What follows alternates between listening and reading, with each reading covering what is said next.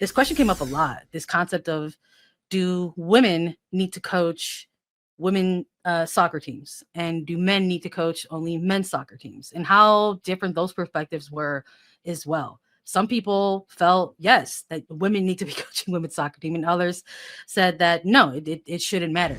So every show, basically, I won't speak for Christina and Darian, but I just want to ask Sandra questions, pick her brain. She's been in this space, covering it for so long. She's got a lot of secrets she keeps hidden before she wants to drop those Sandra bombs. And last week, Sandra, we missed you on Thursday, but you were busy. You were at the coaches convention in Chicago. She's going to have all of the official tea, CBSSports.com, read Sandra's writing because it is magical and wonderful. But we missed you. Now spill. Give us the tea you learned from the conference. Biggest takeaway from the coaches conference last week.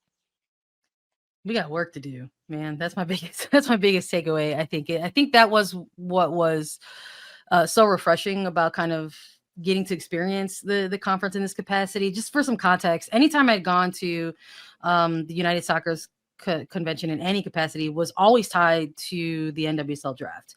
So this was really the first year where I actually got to take in the convention and actually kind of sit in on sessions, hear these kind of classroom lectures, and kind of really hear from people, coaches, folks in the space about current state of soccer.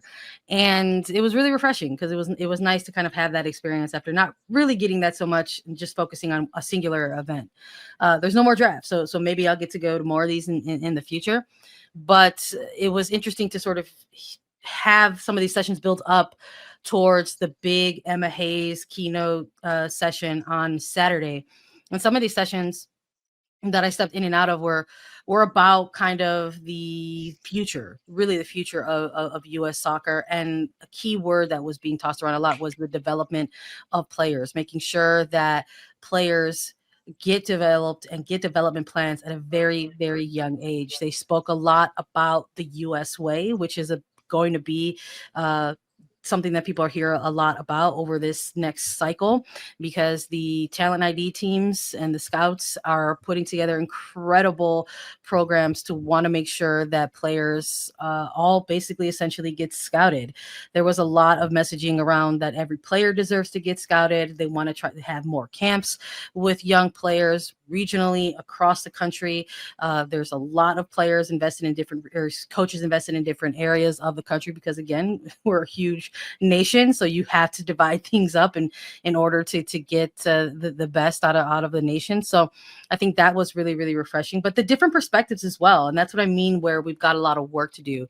I was so grateful to sit in on so many of these sessions that were led by women really within the space. And I was particularly moved by a session with Orlando Pride assistant Yolanda Thomas, Carmelina Moscato, the assistant over at Racing LMSR, who's a full-time assistant with the Red Stars, and Emma Thompson, who's with North Carolina Courage. So it was incredible to hear from them and their experiences as well.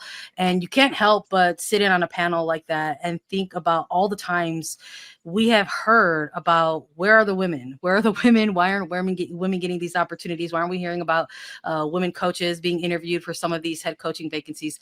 They're out there. They're just not being talked about, and they're just not being highlighted. So it was really nice to sort of sit in on so many of these sessions and say, there they are. They're right there. They're in front of us, but they're just not being spoken about.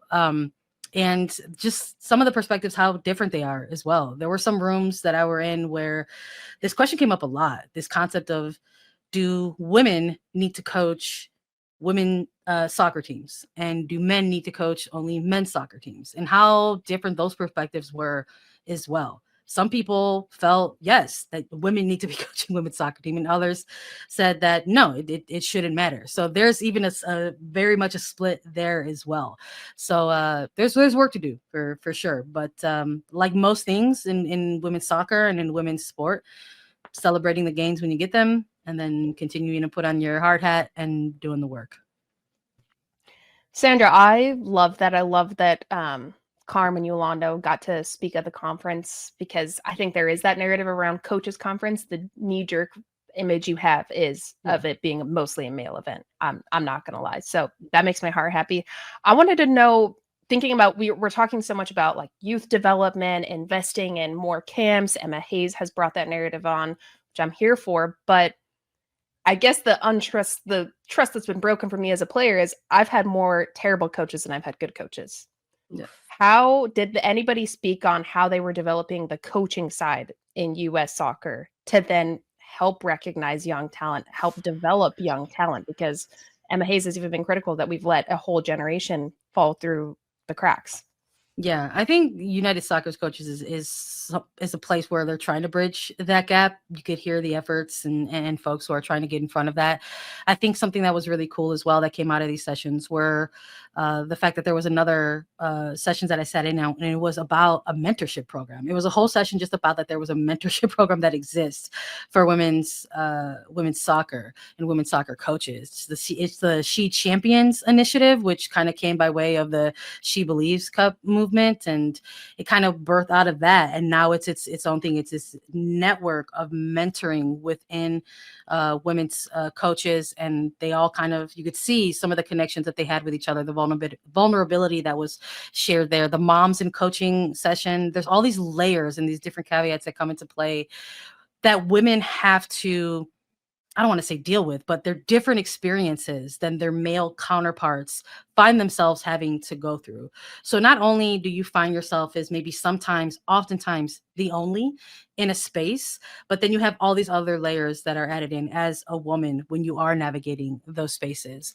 So for me, as someone who has been in the space for a little while, maybe learning about some of these things for the first time, I'm like, what does that say about just that lack of knowledge that some of these things exist? Again, this was my first time even hearing about the She Champions initiative and the program that exists. So I love that those things are in place, but it's my hope that there's ways for it to get spoken about more, whether maybe it's even here on A3 whenever we have like our coaches corners type of segments, and maybe getting these people who are doing the work in the space, that platform and that opportunity to talk about these really, really good things. Because if you don't, again, we talk about this all the time. If you don't see it, if you don't even know it exists, how do you even participate in those kinds of things? And I mean, these are not coaches that are just getting their start. We're talking about women who hold massive licenses, A licenses, who are on their B license working to get their A licenses. And maybe someday we'll hear even more about women achieving their pro licenses. And so it's happening. It's happening right now. But to the point of your question, Darian, maybe it's not enough, and maybe we need to do our own parts in trying to educate ourselves and make sure that we're talking about it in an open and responsible way. Christine, we can't hear you. She's got questions, but we can't hear them. Sorry, I'm trying to circumvent the air hammer so you guys don't sound like I'm working on the railroad back here for my heating system. But I digress. New York, whee! I actually just have like a more broad sweeping question, Sandra, because the nature of this conference has sort of changed, and with that, likely the vibe now that there is no more draft. What was like your big positive that you've taken from participating in the conference, and like sort of the negative, the drawback to the shift? Just maybe it's the feel. Big bang. What do you think? Yeah, I think it's almost refreshing in a way, and maybe this is going to sound like kind of backhanded in a sense, but I know we've talked about this all like amongst each other, whether it's been on the show or off the mic, that when it comes to navigating spaces or talking about this sport, talking about women's soccer leagues, there's always that layer of wanting to talk about the sport, the X's and O's, the tactics that we see on the pitch, the cool things that are happening in and out of the pitch, but also needing to balance that with the fact that we find ourselves in these spaces and on this show having to talk about some really difficult things. And it is a constant balancing act. And so it's refreshing in the sense where you can feel that you're not alone in navigating that. And so while, again, this concept of celebrating the wins when we get it, but looking ahead and knowing that there's still work to be done, I think it's very helpful to know that you're not alone. And I think Yolanda Thomas probably said it best, and that there are going to be moments where you want to quit. But sometimes when you find yourself as like a pioneering person in the space, her especially, a Black women coach full-time with a fully professional team in Orlando Pride that just won multiple championships, maybe you don't reap all those rewards as being a pioneering presence, but you are doing work that is going to be so much more fulfilling in different ways that maybe you didn't expect.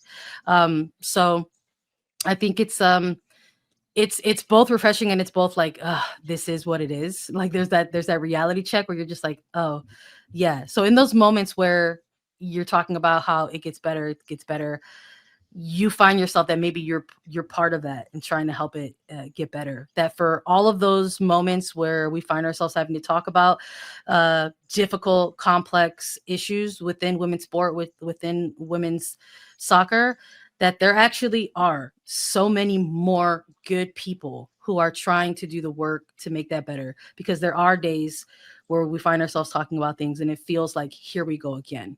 And it's refreshing to get that reminder that there are people, many more people who are trying to work to make these things better.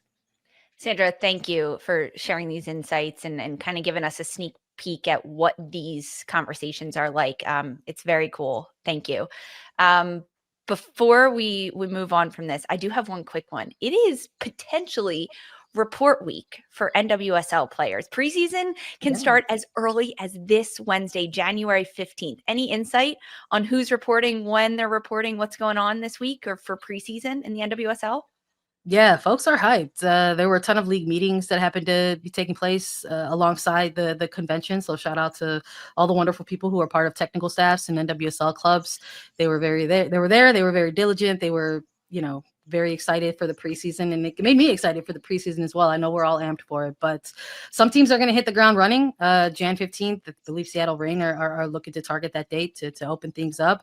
Orlando Pride looking to kick things off on the 19th. Chicago Red Stars are getting a little bit of a later start on the 27th, but they've got plans laid out as well. They want to go back to Florida as part of their preseason initiative and get some time in the sun down there, maybe play against some other teams. So there's a lot of excitement, and a lot of teams are already circling their dates for the preseason. Cool. Us too. You know it. You guys at home, you should be circling your calendars too every Monday and Thursday at 11 a.m. Eastern time on YouTube. Come hang with us. That's when your calendars should be circled. Sandra, thank you. Go read all of the great writing that she does, cbssports.com. Follow her on Twitter too, because she drops a lot of good Sandra bombs and nuggets there. And of course, she's always with us. Also, Blue Sky. She is on there. Yes, I forget all the things. It's not even called Twitter anymore, is it? Oh my gosh, I can't. It is to everyone who matters. I can't keep up.